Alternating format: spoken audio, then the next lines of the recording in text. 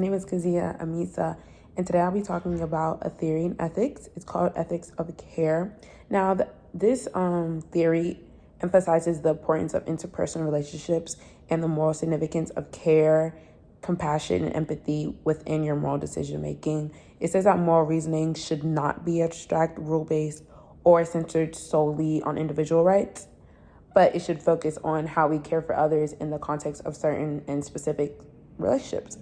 So now I'll be going to I have 3 key features: empathy, responsiveness, and attentiveness. These are kind of just like, if you wanted to sum up ethics of care into 3 words, those are the 3 words that I would use. Ethics of care is really different from a lot of different other, ethical theories. The first one is Kantian ethics. It just argues that, moral actions should only act in accordance to rules that could hold for everyone. Basically, universally, it should be able to, respect others, and you should act within these rules. The second theory is utilitarianism. So this one seeks to maximize overall happiness or welfare, basically treating all individuals equally. And ethics of care, it challenges this theory mainly because utilitarianism says that, we should have overall happiness, but with ethics of care, you have special moral obligations to those close to you. So you need to focus on them, such as your family members, your friends, and even communities. Now, there's 2 objections to this theory of ethics of care.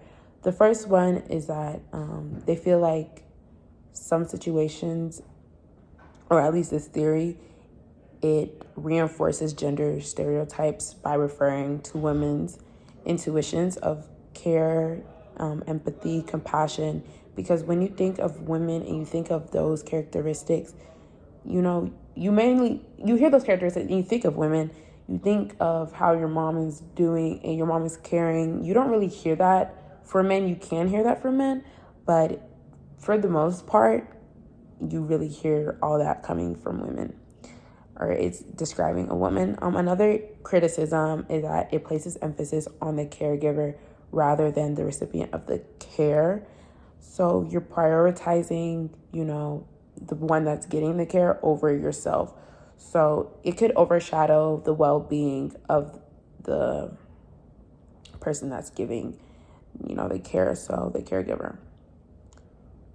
Now I'll be going to intersectional feminism. So this is a framework that basically says that multiple factors of discrimination can intersect to affect someone's life. So let's say both are women, but one is a woman with a disability, and then one is a Black lesbian. They both have 2 different, characters. They're both women, of course, but they both have 2 different characteristics. So they would have different experiences. A challenge to this theory is that it's hard to have a solution to it.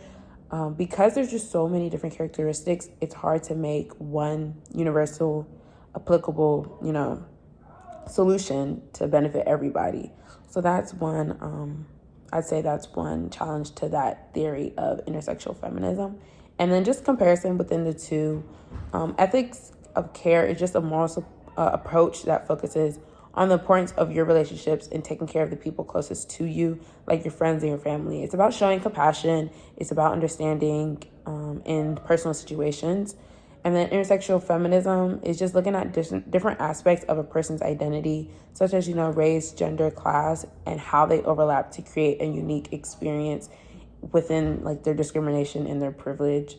It's really about fighting inequality in the big picture and focusing on systems of oppressions that affect people based on, the difference of who they are. Just in short, to sum everything up, care ethics would say this is personal relationships, this is, your family, it's about care, it's about compassion, and intersectional feminism is big picture social justice. Thank you, that's all.